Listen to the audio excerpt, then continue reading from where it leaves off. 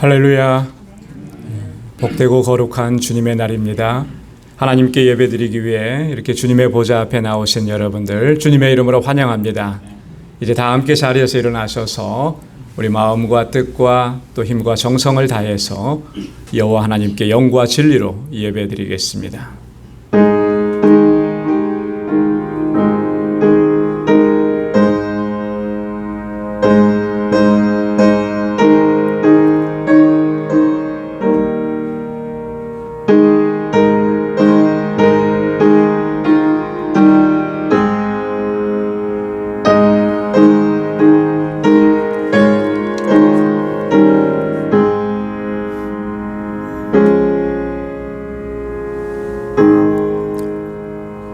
여호와는 은혜로우시며 의로우시며 우리 하나님은 자비하시도다. 여호와께서는 어리석은 자를 보존하시나니 내가 낮게 되었을 때에 나를 구원하셨도다. 내 영혼아 내 평안함에 돌아갈지어다. 여호와께서 너를 후대하심이로다. 여호와께서 내게 주신 모든 은혜를 무엇으로 보답할꼬. 내가 구원의 잔을 들고 여호와의 이름을 부르며 여호와의 모든 백성 앞에서 나의 소원을 여호와께 갚으리로다. 아멘. 자비하시고 은혜가 풍성하신 여호와 하나님 아버지, 지난 한 주간 동안도 저희들을 은혜 가운데 지켜주시고 오늘 이 거룩하고 복되게 구별하신 날에 주님의 보좌 앞으로 불러주시며 여호와의 이름을 높이며 주님을 찬양하고 주님을 예배케 하시니 감사합니다. 오 하나님 아버지, 이 시간 주님을 예배할 때에 우리의 마음에 진정한 감사와 감격을 가지고 주님을 찬양하며 예배케 하여 주옵소서. 우리 안에 있는 모든 더럽고 흉악한 죄악들을 먼저 주님 앞에 고백하게 하시며 주님의 사죄의 은총을 입고 거룩하게 하심을 입고 주님 앞에 나아가는 저희들 되게 하여 주옵소서. 주님의 임재를 사모합니다. 우리 가운데 임하셔서 우리의 예배를 받아 주옵시고 주님의 예비하신 그 평강으로 덧입혀 주옵소서. 예수님의 이름으로 기원하옵나이다. 아멘. 전능하사 천지를 만드신 하나님 아버지를 내가 믿사오며 그 외아들 우리 주 예수 그리스도를 믿사오니 이는 성령으로 잉태하사 동정녀 마리아에게 나시고 본디오 빌라도에게 고난을 받으사 십자가에 못 박혀 죽으시고 장사한 지 사흘 만에 죽은 자 가운데서 다시 살아나시며 하늘에 오르사 전능하신 하나님 우편에 앉아 계시다가 저리로서 산 자와 죽은 자를 심판하러 오시리라. 성령을 믿사오며 거룩한 공예와 성도가 서로 교통하는 것과 죄를 사하여 주시는 것과 몸이 다시 사는 것과 영원히 사는 것을 믿사옵나이다. 아멘. 자리에 앉으시기 바랍니다. 찬송 21장, 새 찬송가 21장으로 하나님께 영광 올려드리겠습니다.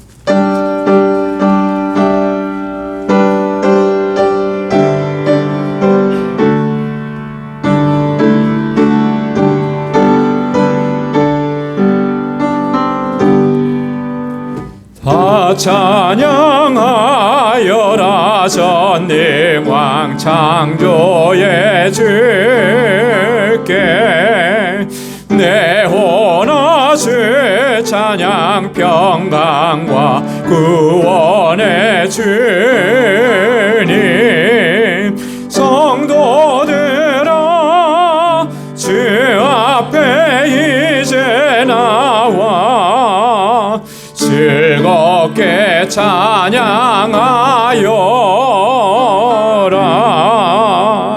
다 찬양하여라. 놀라운 만유의 주께 포근한 날개 밑을 품어 주시는 주님 성도들아 주님의 뜻 안에서 내 소원 다 이루리라. 다 찬양하여라. 온 몸과 마음을 바쳐 이 세상 만물이 주 앞에 다 나와 찬양. 성도들아 기쁘게 소리 높여 영원히 찬양하여라.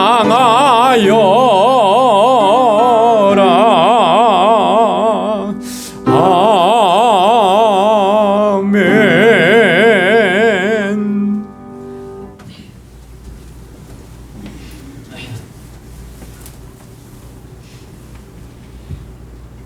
사랑과 은혜가 충만하시고 자비하신 하나님 아버지, 지난 한 주간의 삶도 저희를 선하고 복된 길로 인도하여 주시고 오늘 복되고 거룩한 주님의 날에 저희에게 평강의 복을 더하여 주시고자 주님의 보좌 앞으로 다시금 저희를 불러 모아 주시어서 찬양과 경배로서 하나님을 예배케 하여 주시니 감사합니다.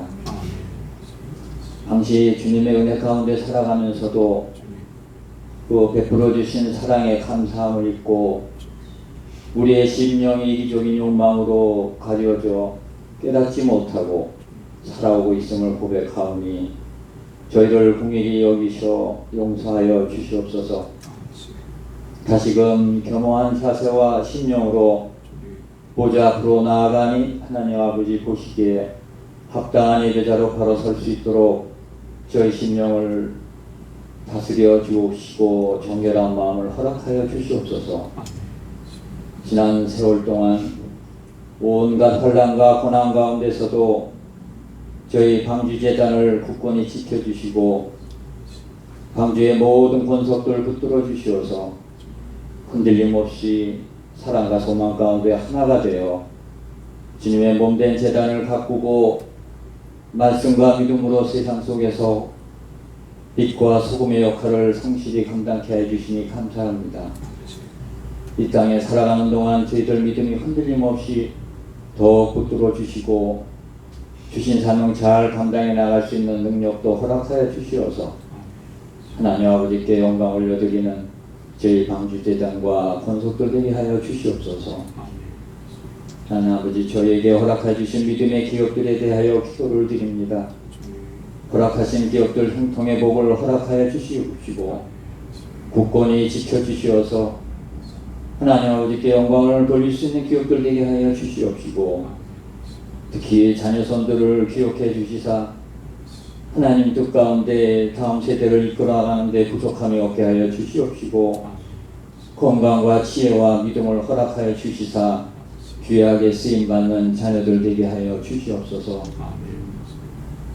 공고한 세상 속상과 육신의 아픔과 병마로 인하여 고통받고 신음하며 하나님 아버지께 평강과 위로의 손길을 간절히 간구하는 지체들에게 찾아가 주시어서 그 마음의 질고를 내려놓고 주님께 온전히 의지케 하여 주시옵시고 고통받는 육신은 치유해 주시고 완전히 회복시켜 주시어서 그 받은 은혜를 감사하며 나누는 저희 지체들 되게 하여 주시옵소서. 어렵고 힘겨운 사역지와 선교사님들 위하여 기도를 드립니다. 건강 지켜주시고 그 가정을 굳건히 붙들어 주시사 주신 사명 잘 감당해 나갈 수 있도록 은혜로 함께하여 주시옵소서. 동역하시는 그 사역자와 돕는 손길 위에도 은혜를 내려 주시어서 영원 구원과 땅끝까지 그 말씀이 선포되는 데 부족함이 없게 항시 성령님 같이 하여 주시옵소서. 하나님 아버지, 알라메다 방주교회를 기억해 주시옵소서. 이제 다시금 저희들 그것을 향하여 그동안 끊겼던 주신 사명을 위하여 나아가고자 합니다. 하나님 아버지, 다시금 힘주시어서 그동안 부족했던 모든 것들이 회복되고 하나님의 영광을 위하여 나아갈 수 있는 길을 인도하여 주시옵소서. 오늘도 주시는 말씀으로 힘없고 믿음으로 승리하는 삶 살기를 원합니다.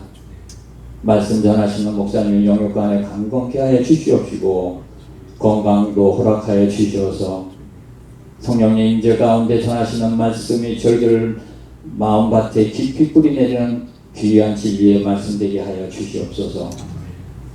앞으로 이 삶도 말씀 가운데 하나님의 도우심만을 바라고 강구하는 삶 살기를 원합니다.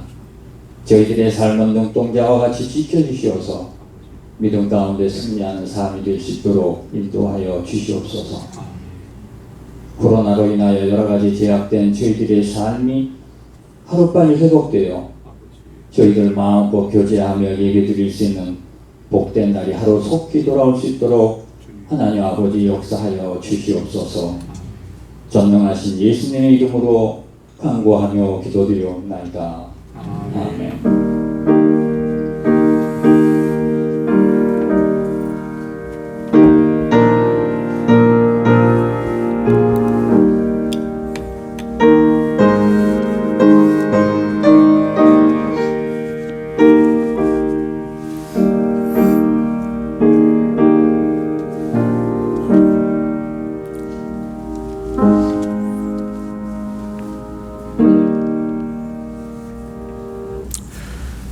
오늘 이 시간 우리에게 주시는 하나님의 말씀 우리 함께 봉독하겠습니다. 구약 성경 잠언 제29장 18절 한 절 말씀입니다. 잠언 29장 18절 구약 성경 944페이지에 있습니다. 찾으셔서 우리 한 목소리로 함께 봉독하겠습니다. 잠언 29장 18절입니다. 다 같이요. 묵시가 없으면 백성이 방자히 행하거니와 율법을 지키는 자는 복이 있느니라. 아멘. 할렐루야. 이스라엘은 솔로몬 이후에 남왕국과 북왕국으로 이렇게 나누어졌습니다. 그런데 이 북왕국 이스라엘에서 하나님의 말씀을 선포했던 한 선지자가 있는데 누구냐면 호세아라고 하는 선지자입니다.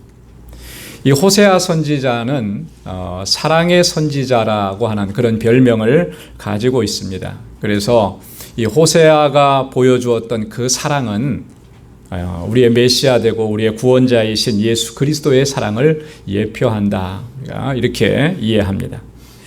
호세아 선지자가 활동했던 시기는 북왕국 이스라엘에 여로보암 2세라고 하는 왕이 통치하고 다스리던 그런 시기입니다. 이때는 대략 기원전 755년경쯤 됩니다. 그러니까 북왕국 이스라엘이 아수르에 의해서 멸망을 당하기 한 30여 년 전쯤 되는 거예요. 왜냐하면 북왕국 이스라엘이 아수르에 의해서 기원전 721년에 멸망을 당했기 때문에 그렇습니다. 이 시기에 북왕국 이스라엘은요 굉장히 번영을 이루었습니다. 굉장히 잘 나갔어요. 부유했습니다. 그런데 이러한 부유함과 번영이 다 좋은 결과를 가져다 준 것만은 아니라고 하는 거죠. 왜냐하면 이런 부유함으로 인해서 왕은 물론이거니와 방백들은 물론이거니와 백성들까지도 교만하고 그 마음이 높아졌다라고 하는 거예요. 이렇게 높아지고 교만해진 마음이 어떤 현상으로 드러나게 되었느냐면 하나님의 말씀을 소홀히 여기는 거예요. 하나님의 말씀을 저버리는 것입니다. 여러분, 우리 마음이 높아지고 교만해지면 가장 두드러지게 나타나는 첫 번째 현상이 이런 거예요. 다른 사람들 말을 잘 안 들어요. 그죠? 전문가나 권위자가 하는 말조차도 무시해버리는 그런 경향이 있다라고 하는 거죠. 당시 이스라엘 백성들, 이스라엘 전체의 모습이 그러했다라고 하는 거예요. 하나님의 말씀조차도 저버리는 것입니다. 거역하는 것입니다.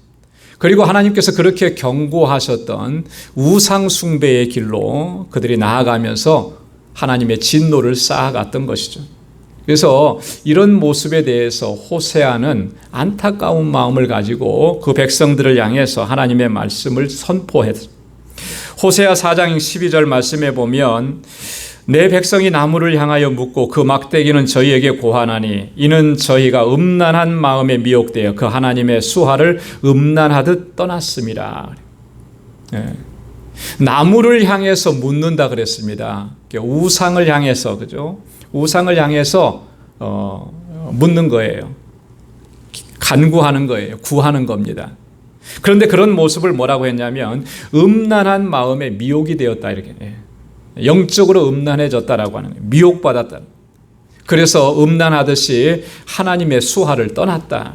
말씀을 버리고 하나님의 손길에서 벗어나고 그렇게 음란하게 우상을 숭배하고 있다. 안타까운 마음으로 지금 호세아 선지자가 하나님의 말씀을 선포하는 겁니다.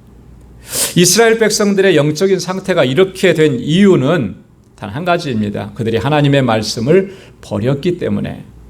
그래서 호세아 4장 6절에 보면 하나님께서 또 이렇게 말씀하시죠. 내 백성이 지식이 없으므로 망하는도다. 내가 지식을 버렸으니 나도 너를 버려 내 제사장이 되지 못하게 할 것이요.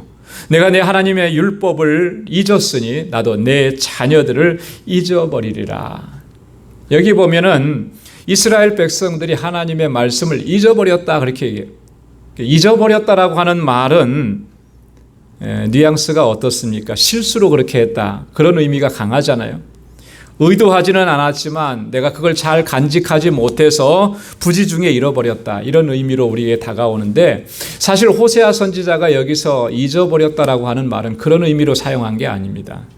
굉장히 능동적인 의미로 사용했어요.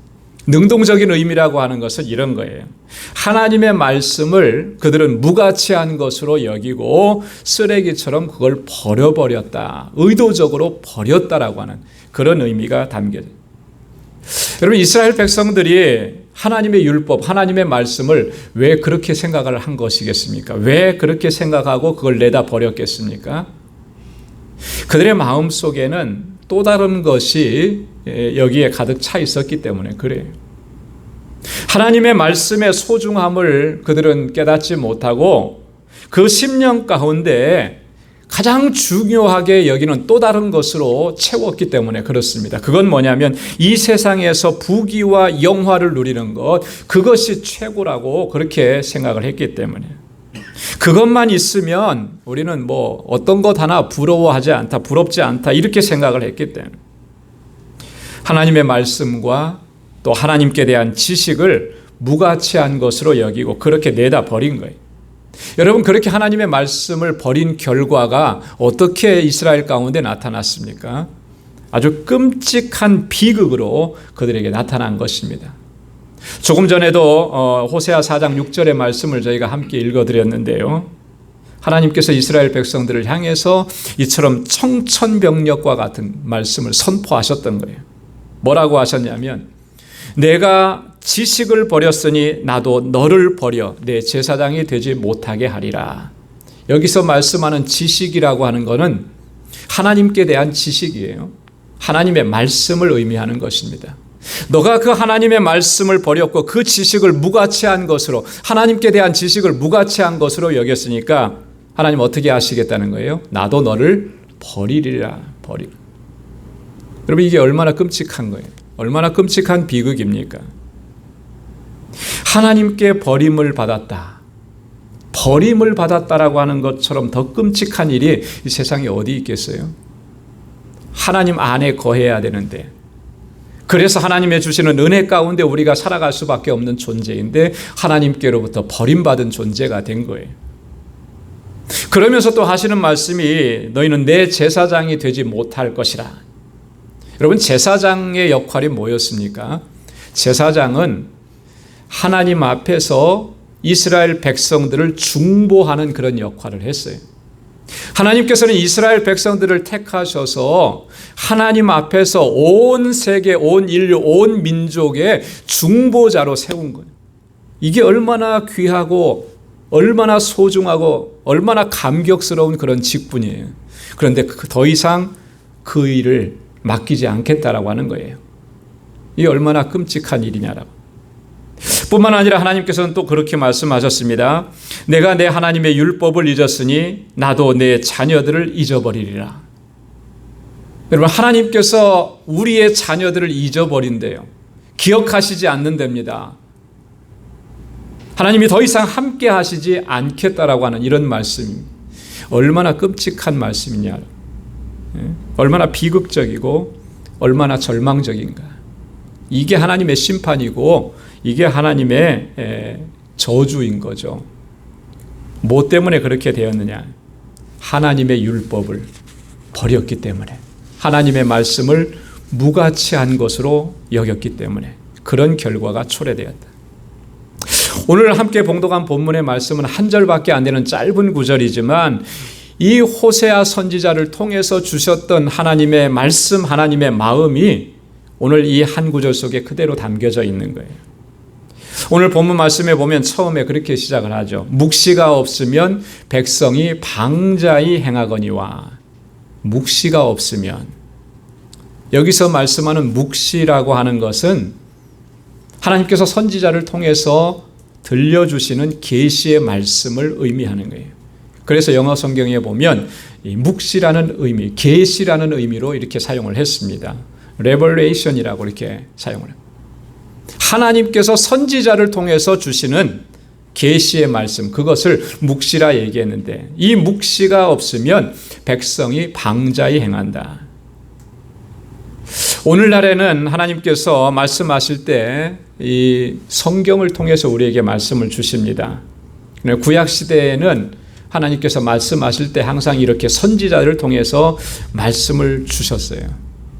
근데 그 선지자를 통해서 주시는 말씀이 더 이상 들려지지 않고, 또 선지자를 통해서 주시는 그 말씀을 무가치한 것으로 여겨버리니 그 백성 가운데 어떤 일이 일어나느냐? 그들이 방자하게 행하더라는.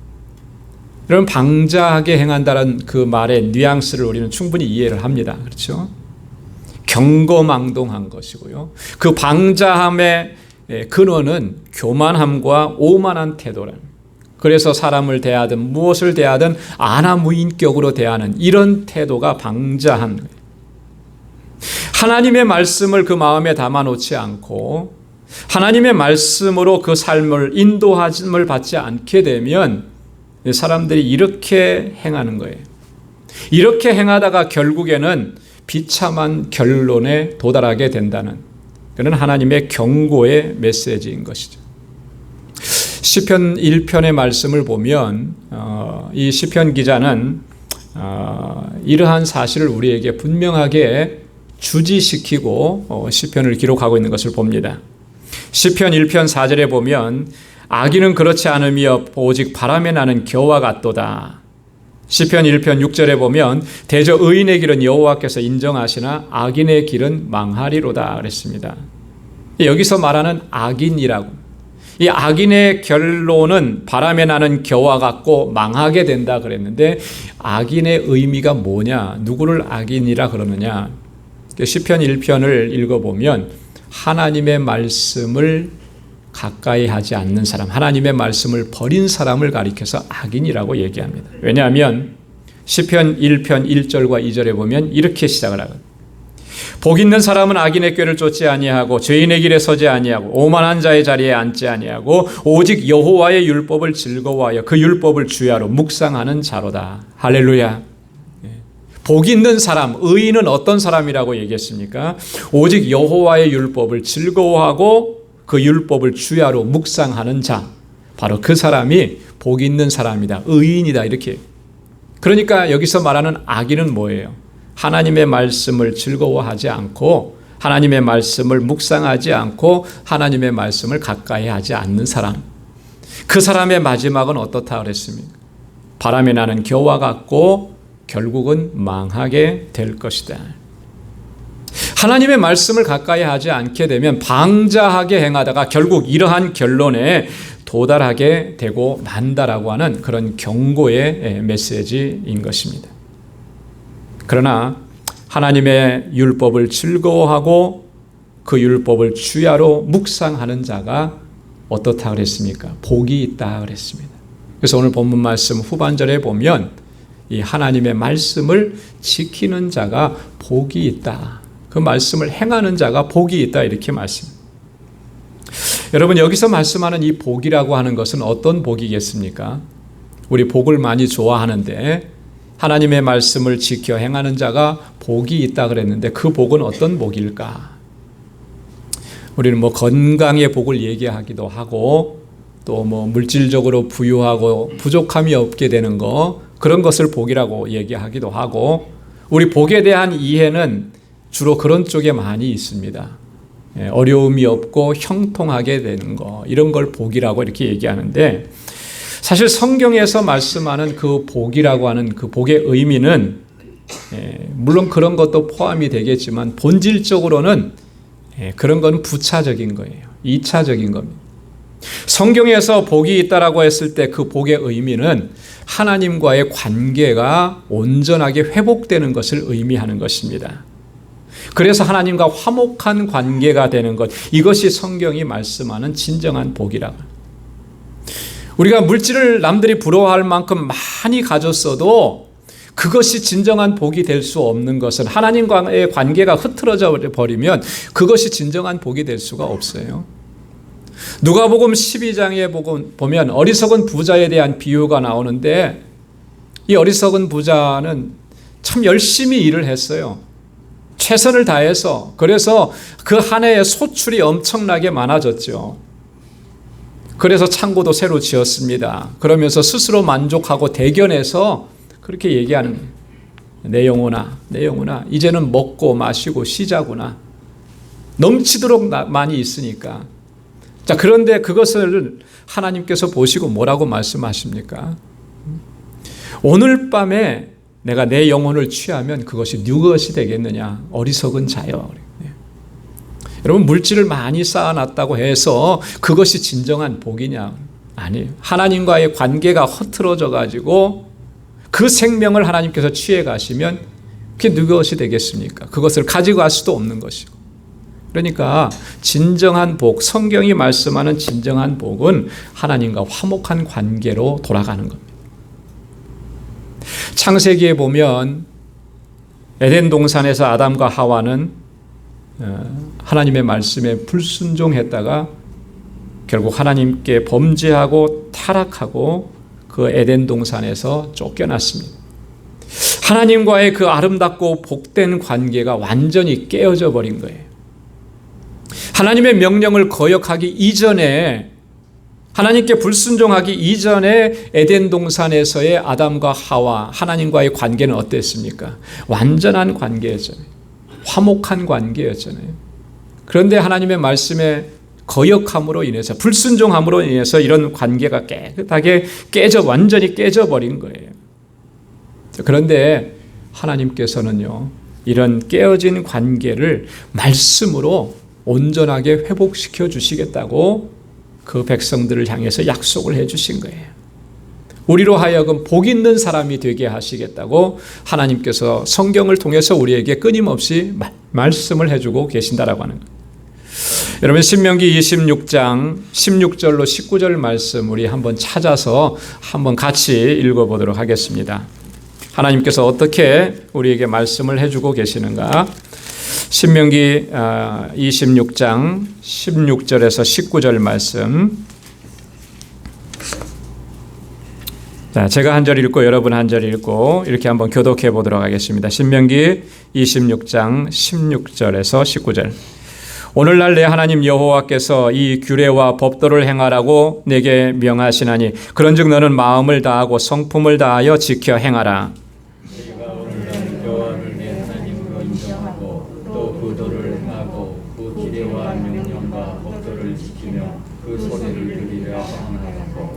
여호와께서도 내게 말씀하신 대로 오늘날 너를 자기의 보배로운 백성으로 인정하시고 또 그 모든 명령을 지키게 하리라 확언하셨은즉 여호와께서 너의 칭찬과 명예와 영광으로 그 지으신 모든 민족 위에 뛰어나게 하시고 그 말씀하신 대로 너로 내 하나님 여호와의 성민이 되게 하시리라.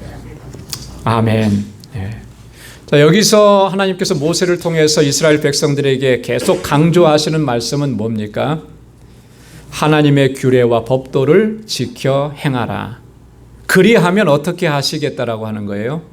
하나님과의 온전한 관계 안으로 너희를 불러들이겠다. 하나님과 화목한 관계가 되게 하시겠다라고 하는 거예요. 근데 그 하나님과의 온전한 관계 안으로 불러들이신다고 하는 그 하나님의 약속이 구체적으로 뭐라고 설명이 되었냐면 18절에 그렇게 했습니다. 하나님의 보배로운 백성으로 인정하신다. 내가 다시금 너희를 나의 보배로 인정해 주겠다. 이렇게 약속하신 거예요. 또 19절에 보면은 모든 민족 위에 뛰어나게 하시고 칭찬과 명예와 영광으로 덮어주시겠다고 그렇게 약속을 하신 거고요. 또 19절에 다시 보면은 여호와의 성민이 되게 하시리. 거룩한 백성으로 다시금 너희를 세워주시겠다. 하나님 이렇게 약속을 해주십니다. 자, 이 말씀, 이 약속의 말씀을 보면서 한번 우리 자신의 모습을 한번 생각해 보시기 바랍니다. 과연 우리가 하나님께서 약속하신 이러한 약속들을 지금 누리면서 살아가고 있느냐라고. 그럼 어떻습니까? 정말 나는 이런 하나님의 약속을 지금 누리고 살고 있다고 자신 있게 우리가 얘기할 수 있느냐? 보배로운 하나님의 백성으로 모든 민족 위에 뛰어나고 칭찬과 명예와 영광으로 덮어주심을 입고 하나님의 성민으로 우리가 정말 살아가고 있느냐? 그렇지 못하다면 왜 그렇지 못한 것이겠습니까? 너무나 자명한 것이죠. 우리가 하나님의 말씀을 너무나 멀리하고 있기 때문에. 이스라엘 백성들만 하나님의 말씀을 버린 것이 아니라 오늘 우리도 하나님의 말씀을 소홀히 여기고 경홀히 여기고 멀리했기 때문에 하나님은 분명하게 약속하셨지만 우리는 그 약속을 누리지 못하는 것이라고. 그렇기 때문에 우리는 무엇보다도 우리의 지나온 삶 동안에서 하나님의 말씀을 경홀히 여기고 소홀하게 여겼던 이 모습을 우리가 철저하게 회개해야 할 줄로 믿습니다. 말씀을 소중하게 여기지 못했던 이러한 우리의 모습을 하나님 앞에 철저하게 회개. 남왕국 유다는요, 참 하나님 앞에서 잘못한 부분도 많았지만 그래도 하나님의 긍휼을 계속해서 덧입었습니다. 물론 마지막에 가서 바벨론에 의해서 멸망을 당하지만 그냥 그렇게 쉽게 그냥 그렇게 완전하게 무너져 내린 것이 아니라 그런 과정 속에서도 하나님께서 계속해서 긍휼을 베풀어 주셨습니다. 그런데 그렇게 긍휼을 베풀어 주신 근거가 뭐였냐면 이렇게 하나님의 말씀으로 돌아오려고 하는 그런 노력들이 있었기 때문에 그런 거예요. 그래서 역대하 34장에 보면 요시야라고 하는 왕이 있습니다. 이때는 이미 벌써 남왕국도 국군이 다 기울었을 때예요. 그런데 완전히 멸망시키지 않습니다. 요시야 왕이 도대체 어떻게 했기 때문에 그런 거예요. 요시야 왕은 어린 나이에 왕이 되었습니다. 그리고 그가 하나님 앞에 진실하게 섰고 성전을 수리하다가 하나님의 율법서를 발견합니다. 그 율법서의 말씀을 들으면서 요시야 왕이 취했던 태도가 뭐냐면 그는 옷을 찢고 통렬하게 회개하고 하나님 앞에 나아가는 거예요. 하나님의 말씀을 경홀히 여겼 하나님의 말씀을 우리가 그렇게 소홀히 여겨서 오늘 우리가 이런 처지가 됐구나. 하나님 앞에 철저하게 회개하는 거예요.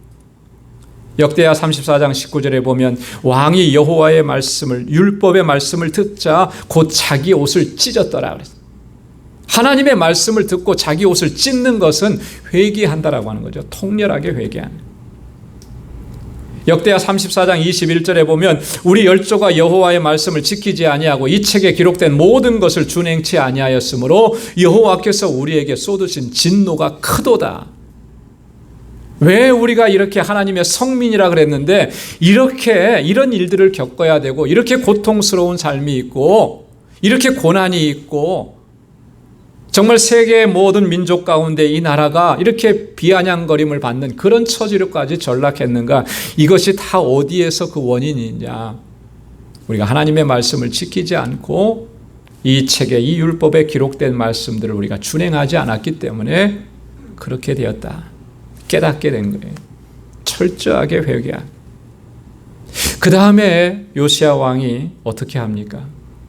이렇게 얘기해요. 여러분 돌아가시면 역대하 34장의 말씀을 천천히 한번 묵상해 보시고 또 적용해 보시기 바랍니다.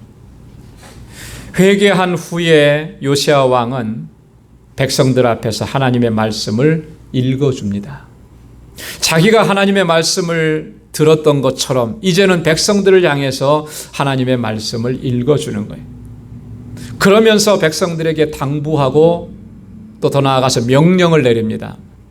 이제는 마음을 다하고 성품을 다하여 이 언약의 말씀을 지켜 행하라고 명령을 내리는 거예요. 그리고 또 한 가지 합니다. 그 땅에 이미 만연되어 있었던 가증한 우상들 그거 다 제거하라고 그렇게 명령을 내립니다. 그리했을 때 하나님께서 그들의 죄악을 용서해 주셨고 하나님과의 화목한 관계 안으로 다시금 그들을 불러들였던 것입니다. 역대하 34장 27절에 하나님께서 이렇게 말씀하십니다. 내가 이곳과 그 거민을 가리켜 말한 것을 내가 듣고 마음이 연하여 하나님 앞 곧 내 앞에서 겸비하여 옷을 찢고 통곡하였으므로 나도 내 말을 들었노라. 여호와가 말하였느니라. 할렐루야.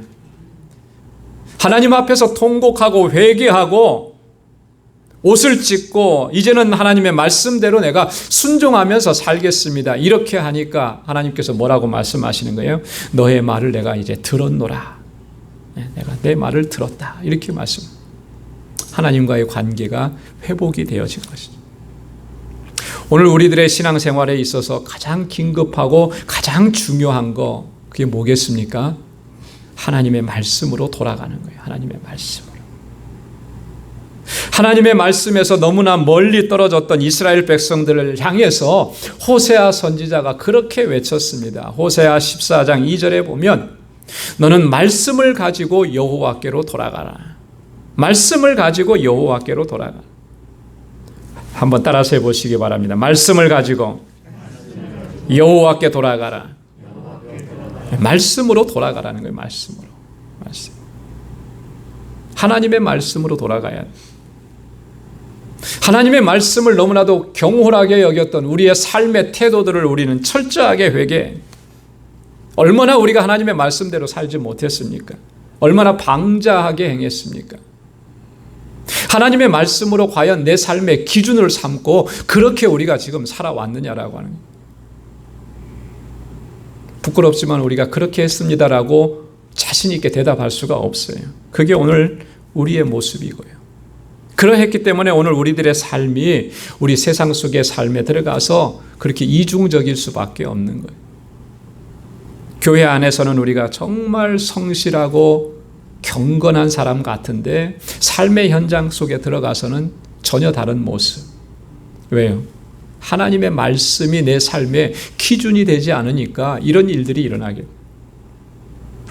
하나님의 말씀이 내 안에 있지 않고 하나님의 말씀대로 우리가 순종하지 않으니까 결코 이 세상 속에서 빛과 소금의 삶을 살아갈 수가 없는 거고 그리스도의 향기를 발할 수가 없는.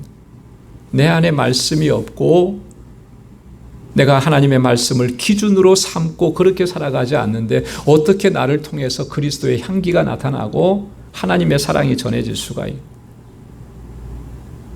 하나님의 영광을 드러내기보다는 오히려 하나님의 영광을 가리는 삶을 살아. 이게 오늘 우리들의 현실이 아니냐. 지난 주간에 참 안타까운 그런 참 속상한 그런 뉴스를 들었습니다. 한국에서. 여러분들도 아마 그 뉴스를 접하신 분들이 있고 분노하신 분도 있을 것 같아요. 고깃집 갑질 모녀 사건. 여러분 이게 무슨 얘기인가 궁금하신 분들은 그렇게 인터넷에 찾아보면 나올 거예요. 정말 너무나 부끄러운 우리의 자화상 아니냐. 근데 그 엄마 되는 분이 누구라 그래요? 목사님이라 그러더라고요. 목사님. 목사님의 딸이죠. 크리스찬 아니었겠어요. 그런데 정말 힘겹게 고통스럽게 비즈니스하는 그 사람의 집을 향해서 물리적으로 정신적으로 그렇게 피해를 가져다 주는 일들. 어떻게 그렇게 할 수가 있는가? 과연 그분의 이 심령 속에는 목사라고 하지만 그분의 심령 속에 하나님의 말씀이 있는가라고.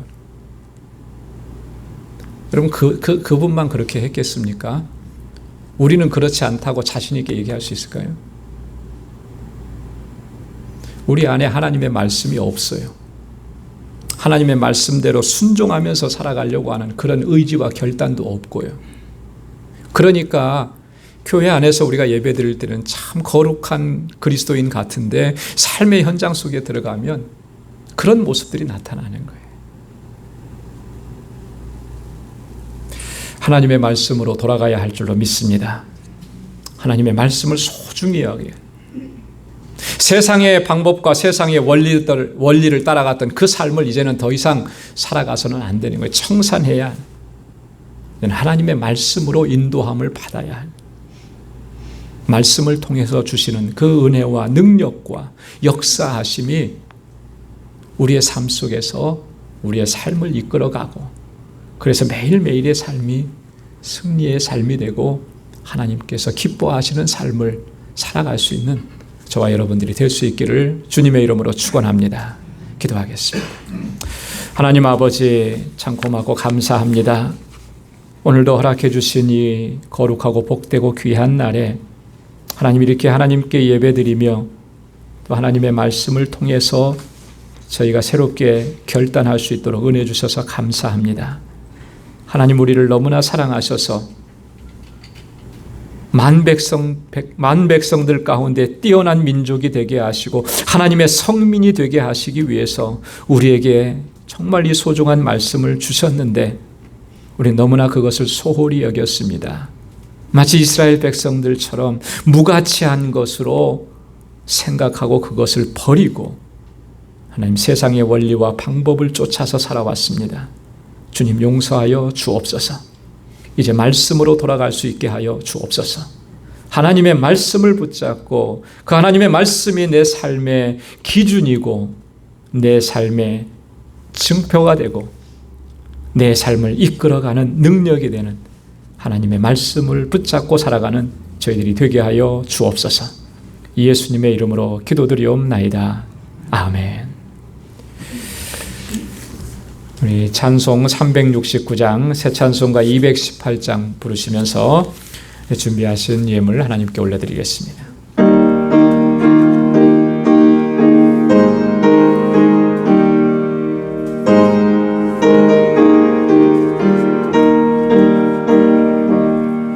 내 마음과 정성을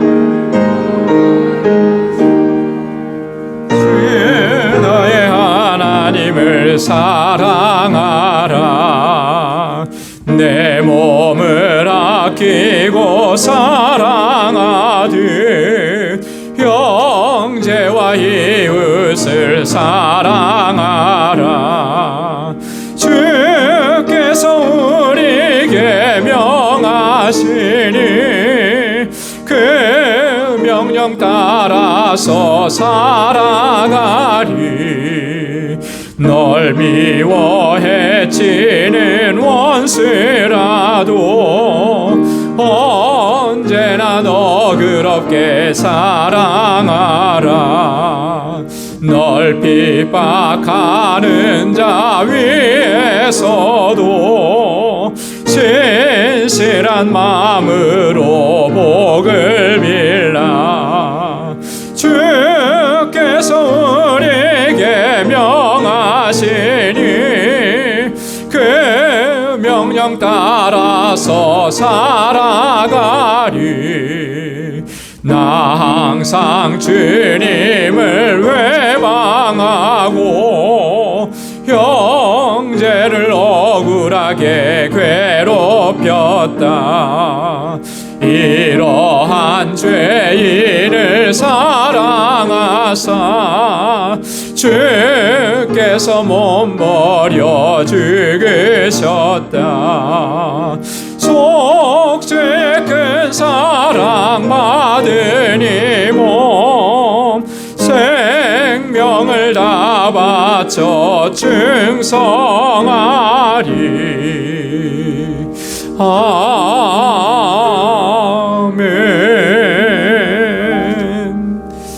아멘. 나 가진 모든 것 다 주의 것이니 그 많은 정들을 다 주께 바치네. 아멘. 자비하신 아버지 하나님, 거룩하신 아버지 하나님, 오늘 이처럼 하나님을 예배하고 주님을 찬양하고 또 주의 말씀을 듣게 해주셔서 너무나 감사합니다. 하나님, 우리 가운데 임하신 그 하나님의 은혜와 능력과 평강 가운데 늘 하나님 앞에 영광 돌리며 살아가는 저희들 되게 하여 주옵소서.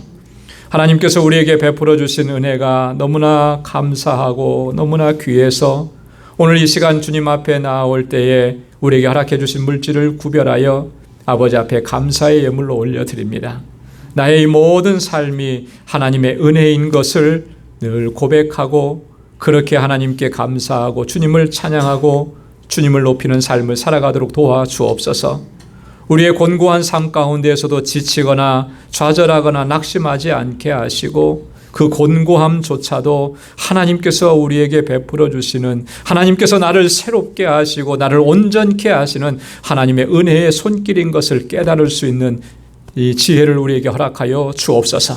그래서 하나님, 낙심과 절망이 아니라 기쁨과 감격 속에서 하나님을 경배하고 찬양하고 주의 이름을 높이는 저희의 삶이 되도록 도와주옵소서. 아버지 하나님, 이 시간 주님 허락해 주신 물질을 구별하여서 또한 11조의 예물을 드리며 하나님이 나의 주인이신 것을 이 시간 고백합니다. 늘 주의 뜻에 순종하고 믿음으로 살아갈 수 있게 하시고 오직 하나님께만 영광 돌리는 삶이 되도록 인도하여 주옵소서. 선교의 예물을 구별하여 드렸습니다. 땅끝까지 이르러 내 증인되라고 하신 그 주님의 명령을 다시 한번 우리 가슴속에 깊이 새깁니다. 적은 물질을 주 앞에 올려드리며 그러나 아버지 하나님, 주님께서 주신 사명을 감당하겠노라고 결단하는 그 귀한 마음 받아주시고 하나님, 이 물질이 쓰여지는 곳에서 하나님께서 생명구원의 역사를 어떻게 이루어 가시는지 목도할 수 있는 은혜도 우리에게 허락하여 주옵소서. 우리의 삶의 현장 속에서 예수 그리스도의 증인으로 살아갈 수 있도록 성령께서 항상 우리를 붙잡아 주시고 능력 가운데 함께하여 주옵소서. 건축 예물을 주 앞에 구별하여 올려드립니다. 주님께서 세워주신 우리 방주재단, 지난 22년 동안 한결같은 은혜와 사랑을 베풀어 주시고 여기까지 인도해 주셨는데 정말 하나님의 기쁨이 되는 귀한 믿음의 공동체가 되게 하시고 주님께서 우리에게 베풀어 주신 그 사랑으로 서로 사랑하고 아끼고 위로하고 격려하는 진정한 사랑의 공동체가 되게 하여 주옵소서. 그래서 하나님, 우리가 세상 속에서는 상처 입었으나 이 안에 들어와서는 그 사랑으로 치유함을 받는 그런 놀라운 역사가 날마다 일어나도록 역사하여 주옵시고 하나님, 그 마음으로 기도하며 눈물로 아버지 앞에 올려드린 이 예물 하나님 기뻐 받아 주옵소서. 아버지 하나님, 구제의 예물을 구별해서 주님 앞에 올려드립니다. 하나님께서 베풀어 주신 그 사랑과 은혜를 이제는 나누며 살아갈 수 있게 하여 주옵소서. 눈을 들어서 우리의 이웃과 형제와 자매들을 돌아볼 수 있게 하시고 하나님께서 베풀어 주신 그 사랑과 은혜를 나누며 함께 손을 맞잡고 믿음의 여정을 달려갈 수 있는 우리 방주의 모든 권속들이 되게 하여 주옵소서. 사랑하는 주의 종들이 이제 또 한 주간 동안의 세상의 삶을 향해서 나아갑니다. 오늘 주신 그 은혜와 능력이 우리의 삶의 현장 속에서 하나님 능력으로 나타나게 하시고 어디에 있든지 정말 하나님의 자녀답게 살게 하시고 거룩한 백성답게 살아가게 하시며 복의 근원된 삶을 살아갈 수 있도록 주님 온전히 주장하여 주옵소서. 모든 것 감사하옵고 예수님의 이름으로 봉헌 기도드리옵나이다. 아멘. 우리 전후좌우에 계신 분들과 함께 인사 나누시기 바랍니다. 손도 이렇게 많이 흔들어 주세요. 그리고 악수도 해주시고 마음껏 축복해 주시고요. 하나님의 은혜와 주님의 평강이 여러분들의 삶 속의 가정에 늘 가득히 차고 넘치기를 바랍니다. 아멘. 고맙습니다. 교회 소식 전해드리도록 하겠습니다. 늘 권면의 말씀을 드리는 목회적인 권면의 말씀 꼭 기억해 주시고 또 여러분 그렇게 최선을 다해서 우리가 노력하면 하루하루의 삶이 또 은혜가 가득하고 승리하는 삶이 될 줄로 믿습니다. 개인적인 경건의 훈련 정말 최선을 다하시고 또 거룩하게 하나님께서 우리를 구별해 주셨는데 그 거룩하게 하심을 우리가 힘써 지키고 또 우리의 삶의 현장 속에서는 우리는 하나님의 자녀입니다. 빛의 자녀들로 하나님 세워주셨습니다. 그 사명을 잘 감당할 수 있기를 바랍니다. 다음 주일 2부 예배 후에는 우리 전반기 재정 보고를 위한 재직회가 있습니다. 2부 예배 후에 재직회가 있으니까 여러분 기억해 주시고 또 기도해 주시면 고맙겠습니다. 오늘 1부 예배 후에 우리 당회로 모이도록 하겠습니다. 우리 그동안 유스그룹에서는 또 EM에서는 예배가 끝나고 난 후에 바이블 스터디를 줌으로 했었는데 오늘부터는 친교실에서 대면으로 실시하게 됩니다. 물론 마스크는 다 착용하고 그렇게 하도록 권고했습니다. 그래서 여러분 기도해 주시길 바랍니다. 지난주에 우리가 니카라과 선교사님들 뉴욕에 방문하시는 일정에 대해서 말씀을 드렸는데 여러분 계속 기도해 주시고 또 여러분 마음에 감동이 되신다면 또 같이 후원해 주시고 그렇게 해주시면 고맙겠습니다. 우리 연로하신 어르신들과 환우분들을 치유와 회복을 위해서 기도 부탁을 드렸는데 여러분 계속해서 기도해 주시기 바랍니다. 그래서 완전하게 치유되고 건강하게 회복되고 그래서 늘 기쁘고 행복하게 또 주님을 우리와 함께 같이 섬길 수 있도록 그렇게 여러분 기도 부탁을 드리겠습니다. 여러분 또 한 주간의 삶 주님의 주시는 능력 안에서 승리의 삶이 되기를 바랍니다. 우리 다 함께 자리에서 일어나셔서 268장 1절 부르시겠습니다.